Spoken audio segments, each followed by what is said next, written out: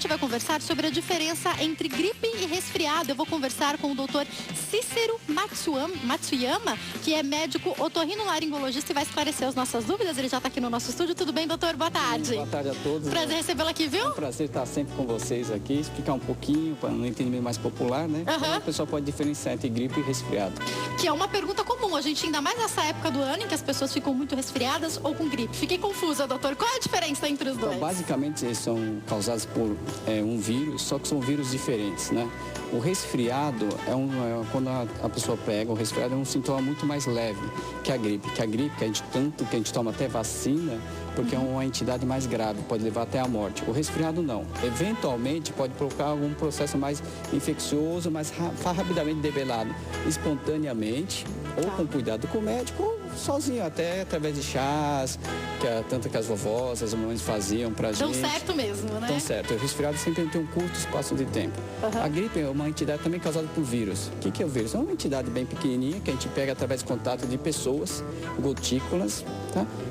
O vírus, sendo da gripe, é um vírus muito mais agressivo. Então pode dar muito mais complicações, principalmente nas extremos da idade, nas crianças abaixo de 2 anos e naqueles idosos ou pessoas na melhor idade, acima de 60 anos, onde estão aplicando a vacina de prevenção. Daqui a pouco eu vou fazer uma pergunta para o senhor específica sobre essas faixas etárias, que são aquelas em que até há uma preferência para que tomem a vacina por conta do risco. Mas eu queria fazer antes algumas perguntas para entender melhor a gripe. Tem pessoas que falam assim, agora minha gripe voltou muito forte porque foi uma gripe mal curada e voltou uma gripe mais forte. O resfriado maltratado, né, não foi tratado de forma correta, pode se transformar numa gripe? Não, aí são as complicações do resfriado também. O resfriado e a gripe, obviamente, a gripe complica com maior frequência, de 0,5% a 2% de todas as pessoas que pegam isso podem evoluir para uma infecção bacteriana, que é outro agente causador. Então, se você pega um vírus, isso se debilita, ou seja, você não come direito, fica com febre, congestiona o nariz, aumenta a secreção, vem aquela dor de garganta. É isso que eu ia perguntar, relacionado à dor de garganta, que a maioria das pessoas tem. Fica mais doente, não se hidrata corretamente, debilita você, aí vem as bactérias que vivem normalmente em você, se exacerbam e dá uma infecção bacteriana. Por isso que o doutor, depois de uns 7 dias, você não estando bem, ele passa antibiótico. Porque o antibiótico serve para infecção bacteriana e não para infecção viral. Quando é hora de ir ao médico, doutor, porque às vezes é um resfriado, a gente tem que trabalhar, tem tanta coisa para fazer e a gente fala, não vou para um médico porque eu tô com resfriado, mas pode ser gripe.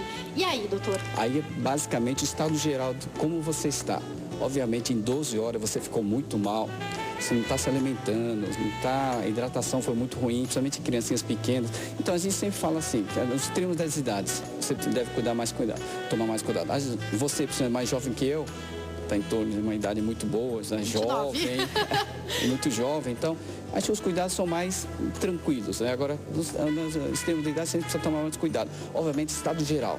O nenenzinho não está se alimentando bem, febre muito alta, prostrado, não está se alimentando, ou mesmo a vovozinha desse jeito, você precisa levar no médico. Eu acho que na dúvida tem que levar profissional. Obviamente, vai estar o pronto-socorro, vai estar lotado, tudo, aí a pessoa tem que ter um pouco de bom senso. Eu sei que é difícil para a pessoa que não é médico para isso, mas você olhando para a pessoa, acho que a pessoa está muito caída, não se alimentando bem, acho que você tem que levar. Ou a tosse, o sistema respiratório está muito com secreção, que as pessoas normalmente falam que aquele peito cheio, está com falta de ar, chiando, ou seja, está com constrição dos brônquios, acho que tem que levar. Porque senão a pessoa não estando bem, não tomando a medicação, ela não dorme bem, não se alimenta bem, então as doenças ficam mais graves. Doutor, eu posso procurar direto um otorrino ou posso passar no clínico geral? Qual que é a indicação?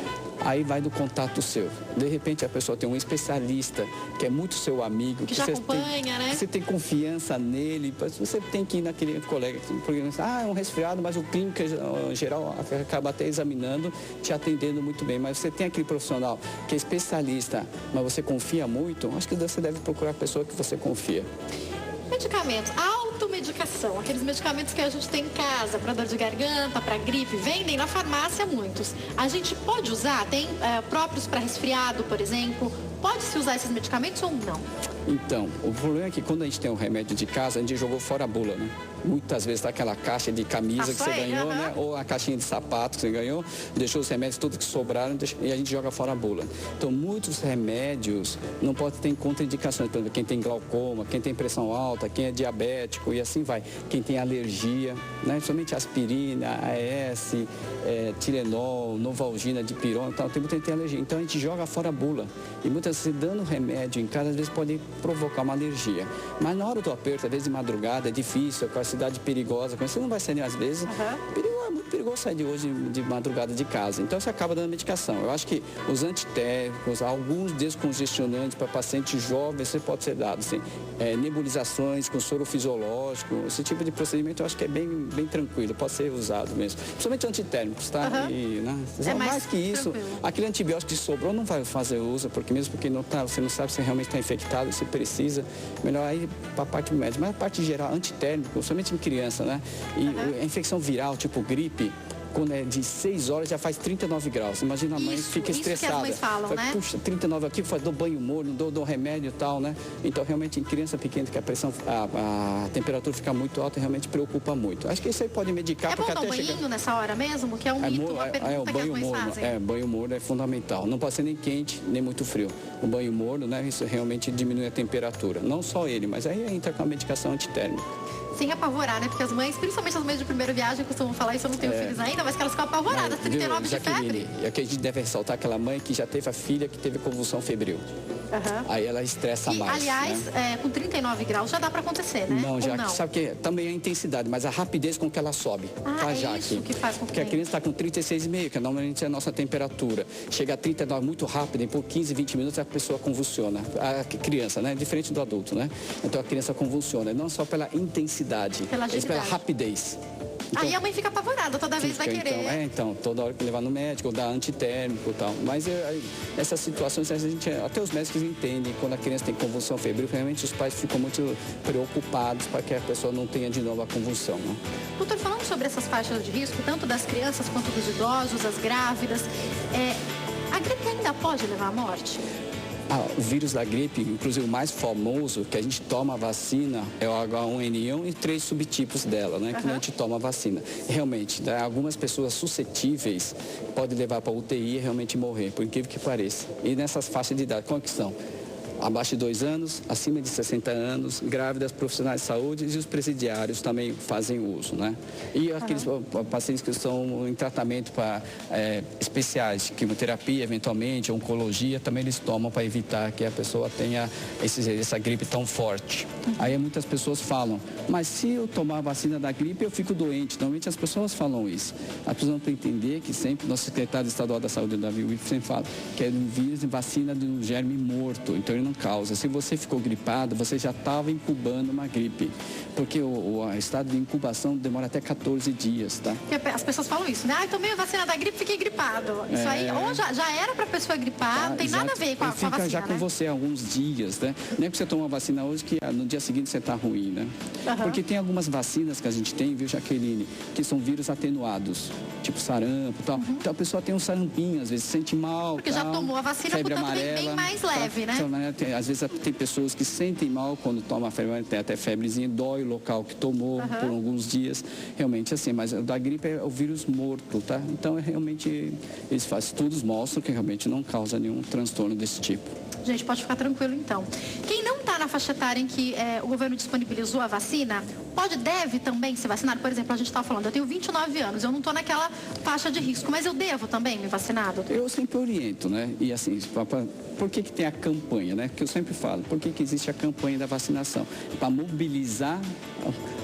Meu cachorrinho está querendo vir aqui. Deixa ele vir, eu acho que pode vir, Todd.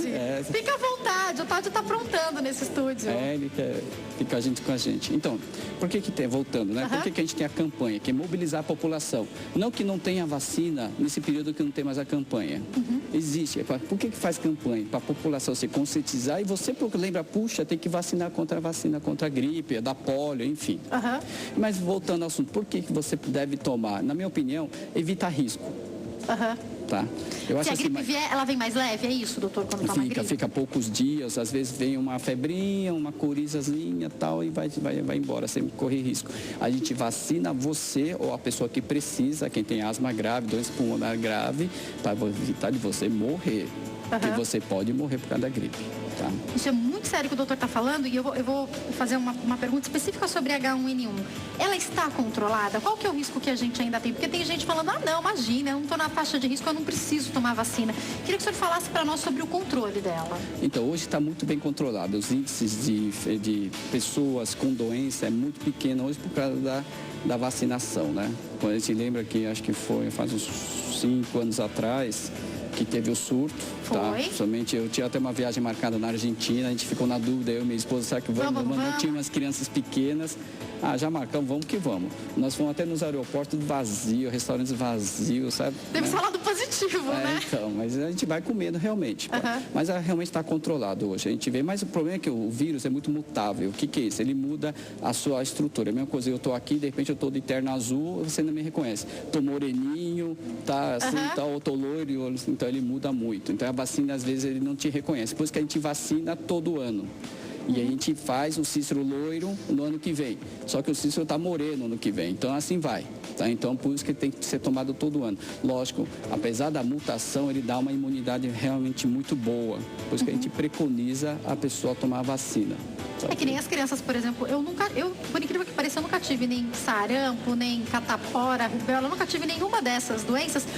Ao contrário da minha irmã, que teve todas, nós dormíamos no mesmo quarto e eu nunca tive. Só que por nós duas sempre termos tomado a vacina, as delas sempre vieram bem levinhas. Eu acho que é isso que é a diferença da vacina para alguns casos, Exatamente. Né? Então, tanto que a anamnese, a história clínica, quando eu me informei há uns anos atrás, a gente perguntava se a pessoa tinha tudo. Cachumba, sarampo, doenças próprias da infância. Hoje, como o pessoal toma vacina, não existe mais isso. Eu não tive nenhuma toma vacina. Exatamente. Né? A gente não sabe se é bom ou ruim, mas enfim, a criança sofre menos, tem menos problemas de febre, perde menos as aulas, então é tudo de bom, né? Então, mas voltando com relação à vacina, de você morrer, lógico, o grupo de risco tem maior chance de ter complicações. Você sendo jovem, saudável, se você pegar um H1N1, a chance de você ter uma complicação muito grave é muito rara. Mas a pessoa que está encanada, basta pegar uma requisição com o seu médico tal, de confiança, você vai com essa requisição, vai no posto de saúde, não precisa pagar porque está vinculado na rede pública, você toma a sua vacina.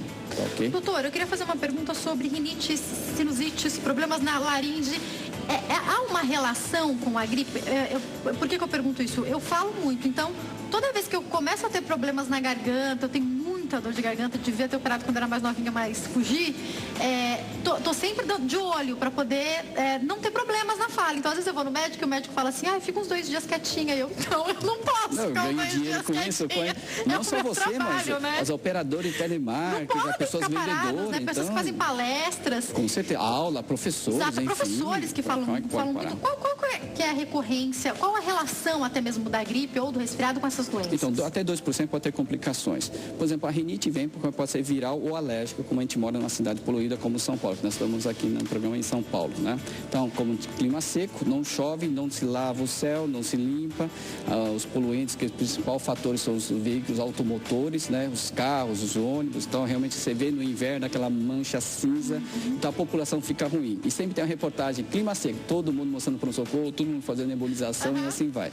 Obviamente, então vem a rinite. Causando a rinite, causa entupimento nasal. Tampando o nariz, acumula catarro, que você produz secreção o dia inteiro. Obstrui, acumula o catarro, você fraquinha para a infecção viral, aí vem a bactéria da sinusite. Depois o catarro branco fica amarelo, fica esverdeado, com muita dor de cabeça, tosse noturna, mau cheiro no nariz, e aquilo lá infectou, você precisa procurar um médico para tomar um antibiótico. O doutor falou uma coisa que chama a minha atenção, que é quando a gente fica com esses sintomas já iniciais da gripe, um pouco de dor de garganta, aí a gente passa a não se alimentar, o que é pior ainda, porque a gente fica mais fraco, né? Não se hidrata, eu acho que o fundamental... Qual que é a hidratação correta? No mínimo 2 litros quando você está gripado. E normalmente, principalmente você, apresentadora, bonita, pele bonita, precisa manter hidratação, tá? Então muitas vezes a pessoa passa hidratante na na pele, toma banho quente e não toma água. Então não adianta nada, na verdade, o que a gente orienta. Banho mais morno, rápido, lava o que precisa só, não fica 40 minutos fora da seca, que não pode gastar água. Lava o que precisa, banho morno, tá? E se hidratar muito bem. Outra coisa muito importante, se você quer fazer a prevenção, na hora de você alimentar, lavar muito bem as mãos.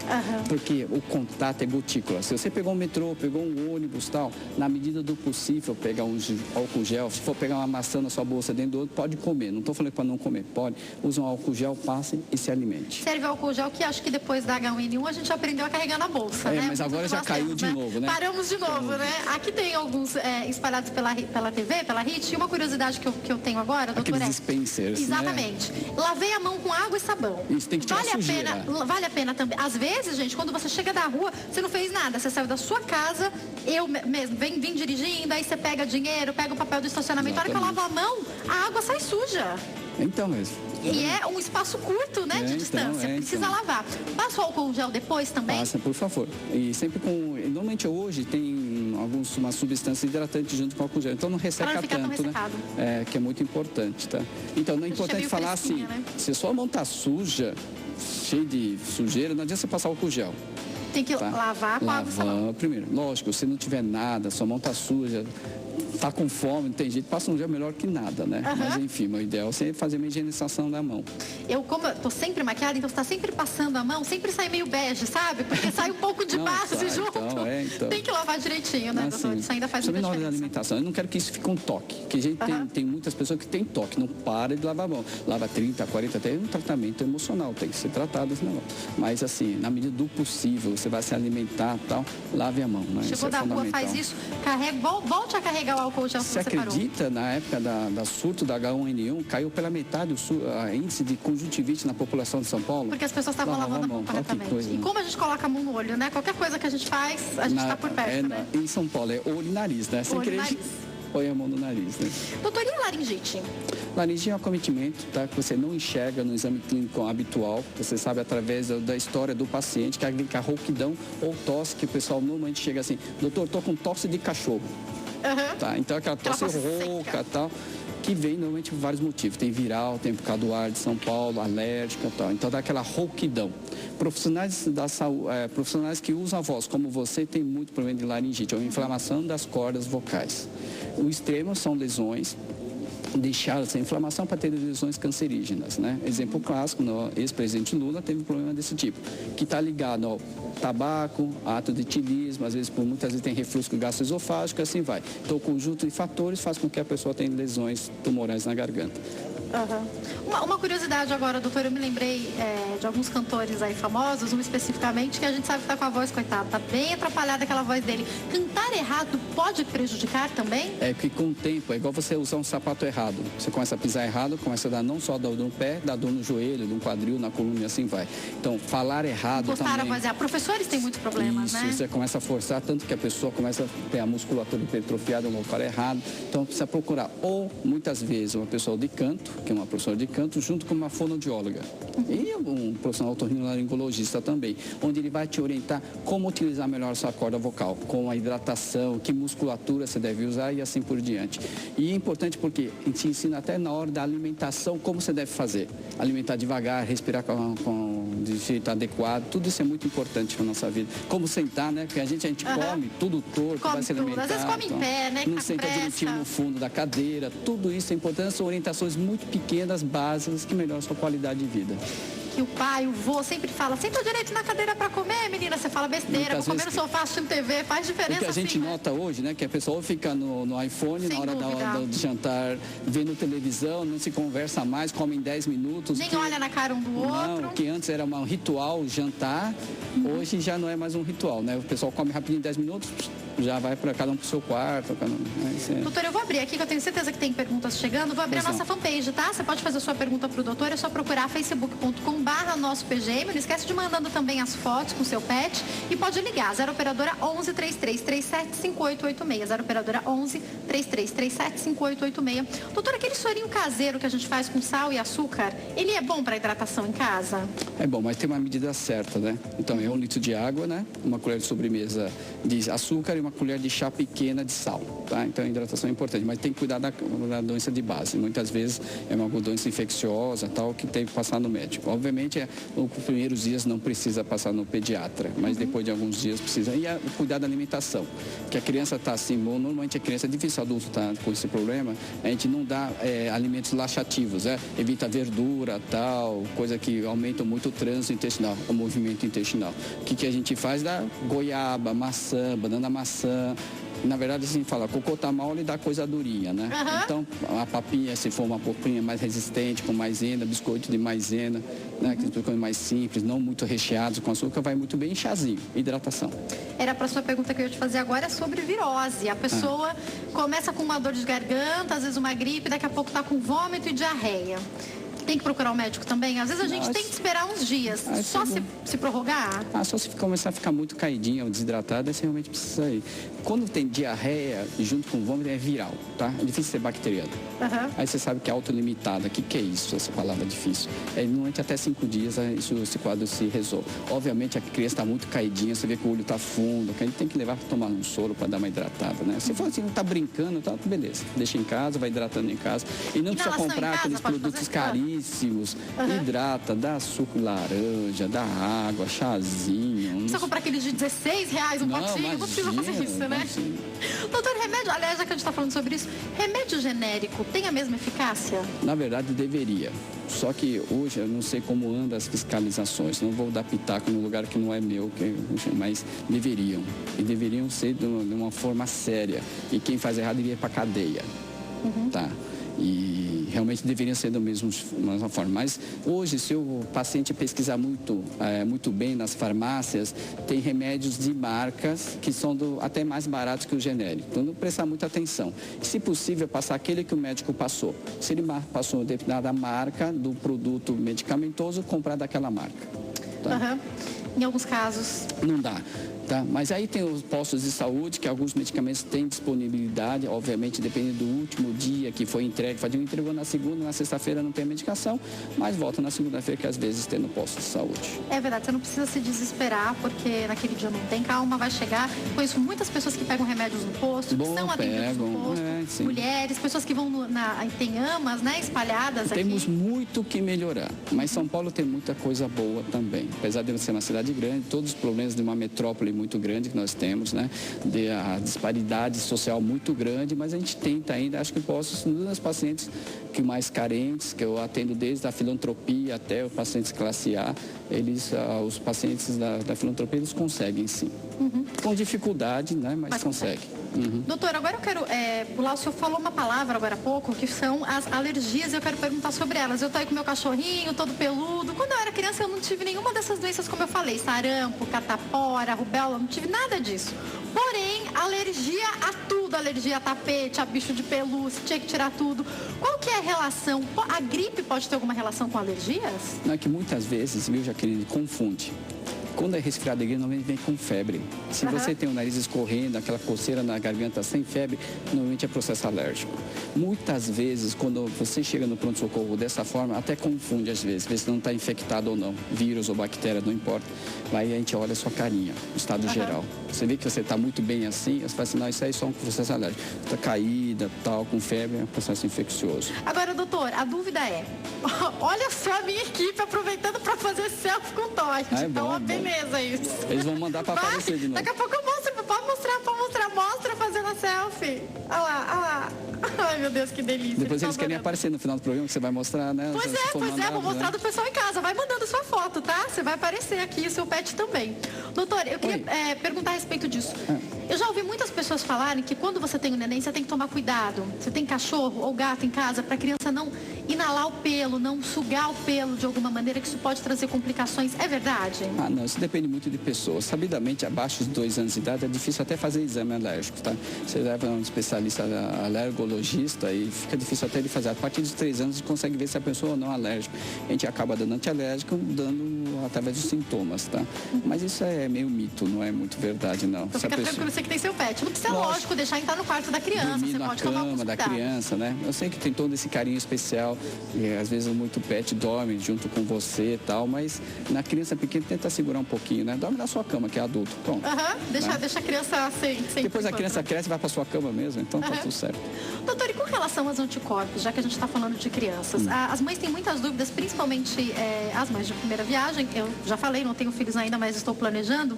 E a minha mãe me conta que comigo, que fui a primeira filha, ela até a água era filtrada para o banho. Com a minha irmã, ela já aprendeu outras coisas, porque o médico chegou até a orientar. Você não pode criar essa criança numa bolha. Como encontrar o equilíbrio?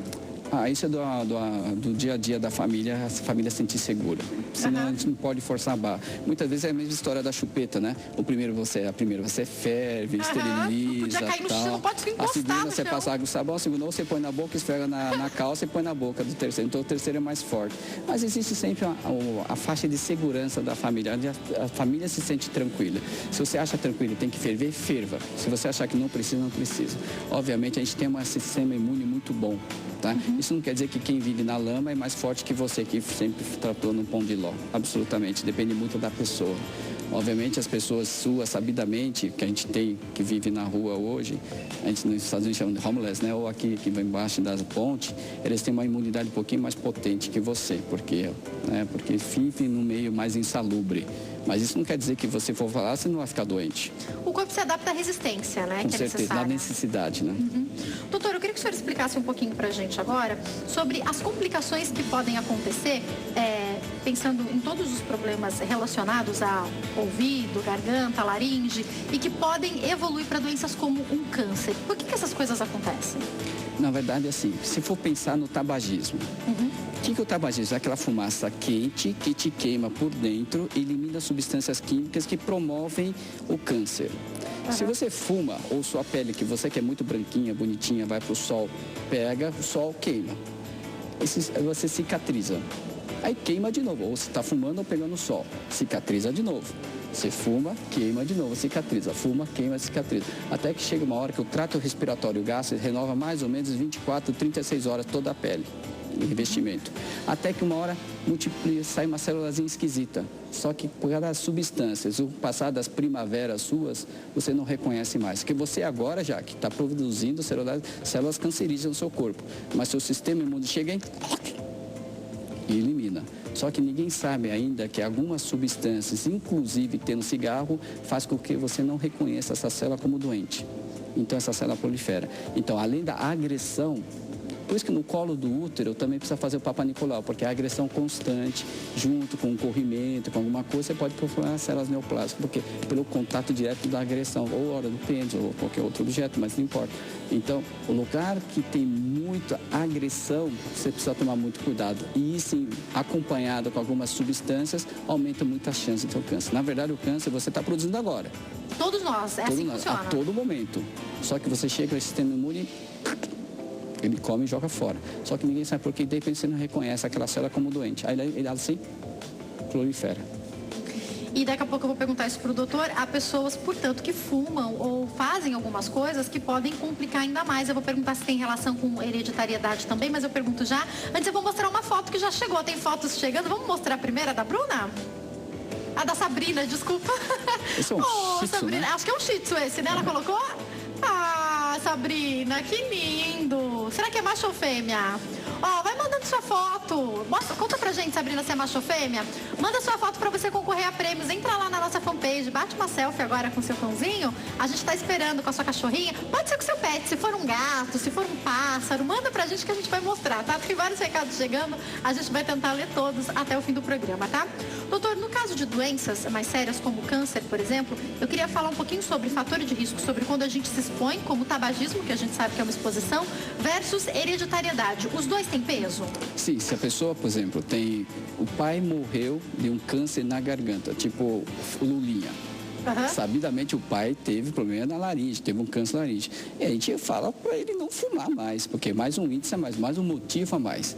Neo de cólon, de intestino também está muito evidente. Se a pessoa tem o pai, o avô que morreu de tumor de câncer de intestino, e ele tem prisão de ventre, tem o intestino muito ruim, o hábito intestinal muito ruim, a gente pede melhorar esse trato intestinal, esse trânsito intestinal e fazer uma colonoscopia todo ano, porque o risco é muito grande, né? Então, existem esses dois, e os dois pesos juntos, pior ainda, né? Agrega, né? Então, você, branquinha, muito bonitinha, fala assim, minha avó teve um câncer na ponta do nariz. Aí você faz, Jaque, toma cuidado, usa protetor solar, evita aquele sol das 11 às 3 horas da tarde, toma muito cuidado, que a chance de você ter é muito grande. Né? Sempre que tem alguém na família, a chance a gente sabe que é maior, né? Com certeza. Principalmente mama, né? A gente sabe que tem alguns tumores que estão mais ligados, né? Da parte hereditária. Agora, doutor, o senhor falou sobre tabagismo, a gente sabe, inclusive, que tem muitas mulheres fumando também hoje em dia. O tabagismo é um dos principais responsáveis por cânceres, né? Trato respiratório, tá? É um vício liberado socialmente, né? Você vê que hoje mais restrito... É uma droga liberada, né? Hoje mais restrito.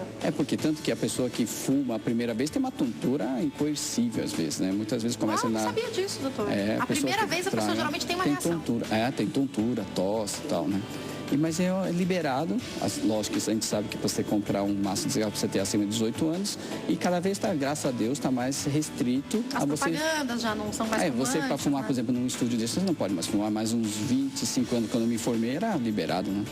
Tinha local de restaurante que podia fumar, e a mesa do lado podia fumar, você não, mas era do lado. Você estava lá com a pessoa fumando do seu lado. Tinha avião que você podia fumar, pô. Um avião também? O avião era liberado. Só que era poltrona, mas todo mundo circulava o mesmo ar, né? E a gente sabe também que tem fumante muito, que não é ativo, que é passivo, né? Isso pode acontecer também. As esposas, os maridos das companheiras que não fumam, mas ficam em contato, lógico, o risco é bem menor de ter uma doença cancerígena, mas aumenta sempre, porque é uma população que não tem contato, né, com o tabagismo. Doutor, o que muitas vezes acontece também, eu já ouvi pessoas falando, nessa época do ano principalmente, são dores no ouvido, zumbidos e até um incômodo forte após um resfriado, após uma gripe. Tem alguma coisa a ver com a outra ou não? É uma doença diferente. Você está com um resfriado, uma gripe, congestiona seu nariz e aquele catarro acumula, existe uma comunicação entre o ouvido e o nariz. É a mesma comunicação que te incomoda quando você desce para a praia ou pega o avião, tampa, né? Então, aquele catarro sobe para esse duto que chama tuba auditiva e tampa seu ouvido. E, eventualmente, esse catarro, com diminuição da imunidade, ele infecta dando a otite média aguda, né? Que muitas crianças dão. Otite então. Que tem dois tipos de otite principais, já que acho que vale a pena. Aquela que você nada muito, vai final do ano, verão, nada, o ouvido assa de tanta água, que fica igual o bumbum de neném, que você não troca a fralda, ele assa. Aí a otite externa do conduto. E aquela otite que vem depois da gripe, que é a otite média, da parte interna do tímpano.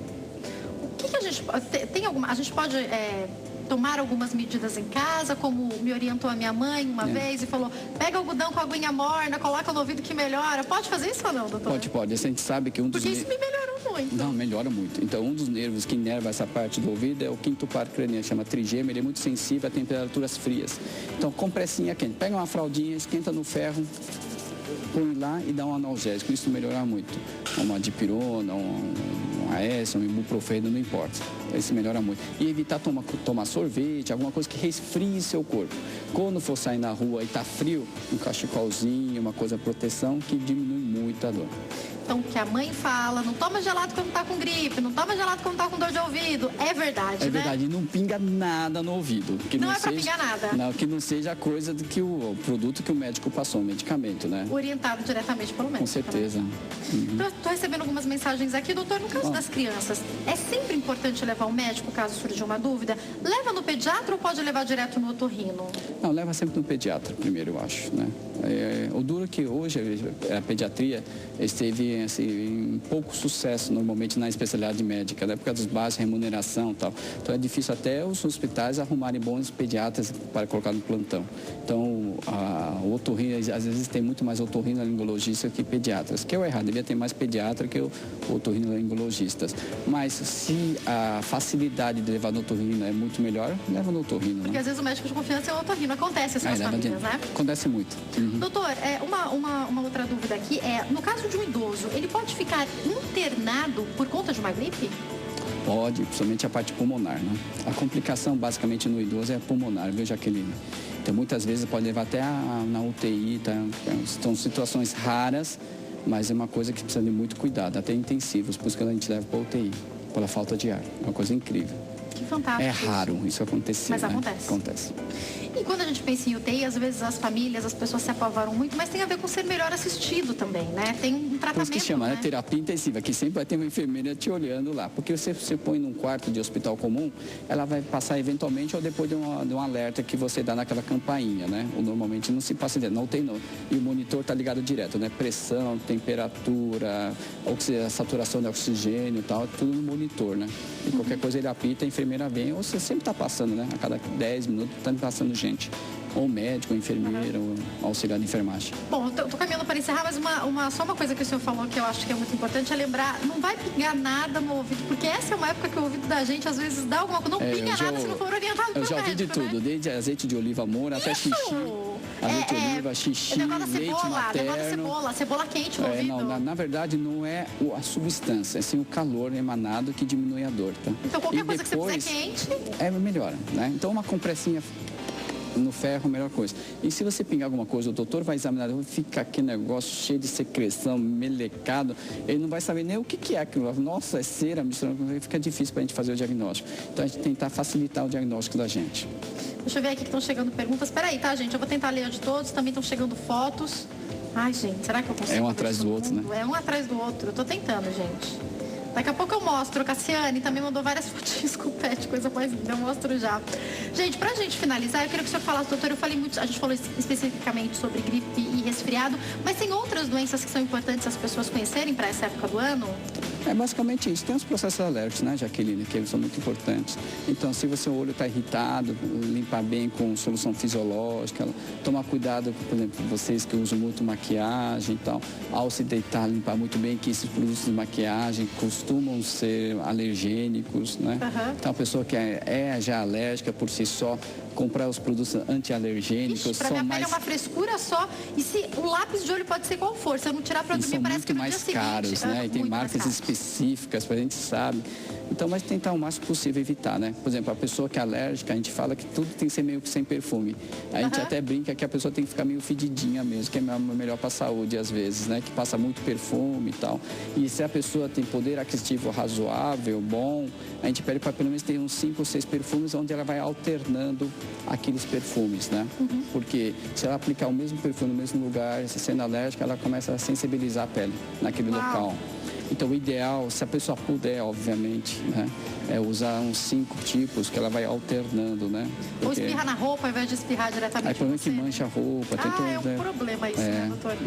Pois muitas pessoas que são alérgicas. Eu vou encerrar, mas foi um prazer recebê-lo aqui, prazer. doutor. Pena que não tem público, todo mundo, vai embora já, né? Tão bom quando tem, né? Volte mais vezes. Peraí, vou deixar o senhor comigo vendo mais fotinhos, vai, antes de eu dar tchau pro doutor. Vamos ver mais foto. De quem? Antônio Lima, vamos ver. A fotinho do Antônio. Não colocou aqui pra gente. Agora foi. Ó, com o doutor lá no fundo, doutor. Nossa. Ele fez uma selfie com o doutor no fundo. Muito quase bom, queimou Antônio. A televisão dele, o computador dele. Imagina. Eu vou mostrar aqui uma que chegou pra gente, então. Tá aqui no meu celular. Rô, da Cassiane. Você tem aí fácil? Vou mostrar aqui.